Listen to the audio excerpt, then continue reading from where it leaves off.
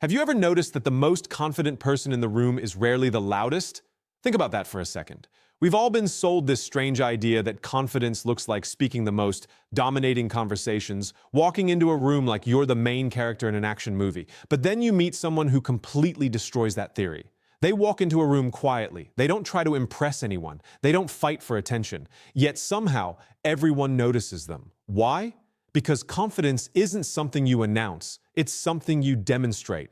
And I learned this lesson in one of the most embarrassing moments of my life. Years ago, I walked into a networking event convinced that confidence meant performing confidence.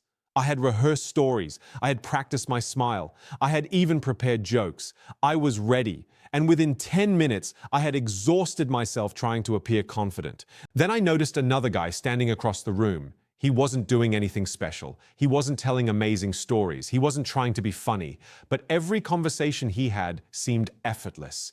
People leaned in when he spoke. They laughed naturally. They stayed longer than they planned to. And I remember thinking, what does he know that I don't? That question changed how I understand confidence forever. Because truly confident people don't just think differently. They do certain things every single day that reinforce their confidence. Not once a year, not when they feel motivated, every day. And once you see these patterns, you can't unsee them. The first thing confident people do differently every day is surprisingly simple. They keep promises to themselves. Now, that sounds almost too obvious, doesn't it?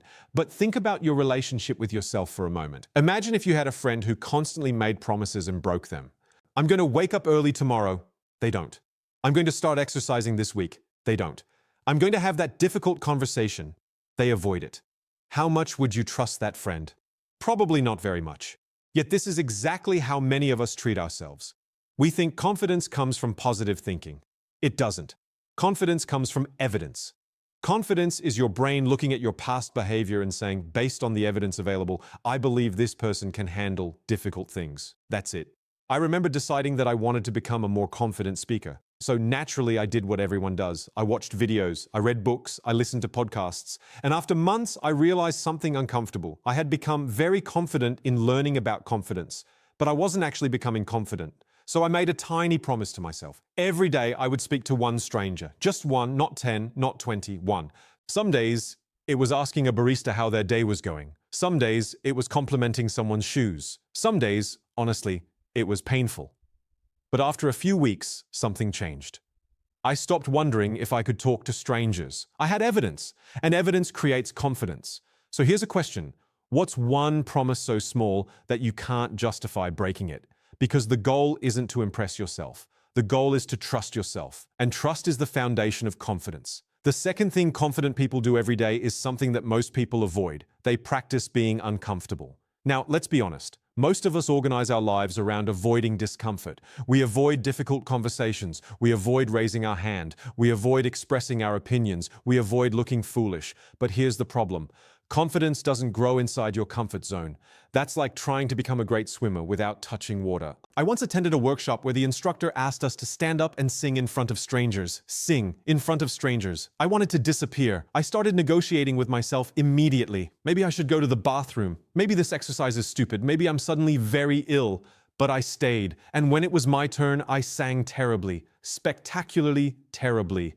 And something fascinating happened. I survived. Nobody laughed, nobody pointed, nobody posted it online. The world continued spinning. And I realized that confidence isn't the absence of fear. Confidence is evidence that you can survive fear. Think about the last thing you avoided because you were afraid of looking foolish. What if that thing is actually the doorway to the confidence you've been searching for? Confident people understand something powerful. They don't wait to feel ready. They train themselves to become comfortable with feeling unready. That's a completely different game. The third thing confident people do every day is they stop making every interaction about themselves. This one changed my life. Have you ever walked into a room and immediately started worrying? Do they like me? Do I sound smart? Am I being awkward? What should I say next? Here's the strange thing about insecurity. It's incredibly self-focused. When we're nervous, we become obsessed with ourselves. But confident people do something different. They become curious. Instead of asking, how am I being perceived? They ask, who is this person? Instead of thinking, what if I sound stupid? They think, what's an interesting question I can ask? I discovered this accidentally during a conversation that I thought I was completely failing. I was nervous, I was overthinking every word, and then I decided to stop trying to sound interesting and just become interested, so I asked a question, then another, and afterward, the person said something I'll never forget. They said, "That was one of the best conversations I've had in a long time." I was shocked because I thought I had performed terribly. But then I realized something.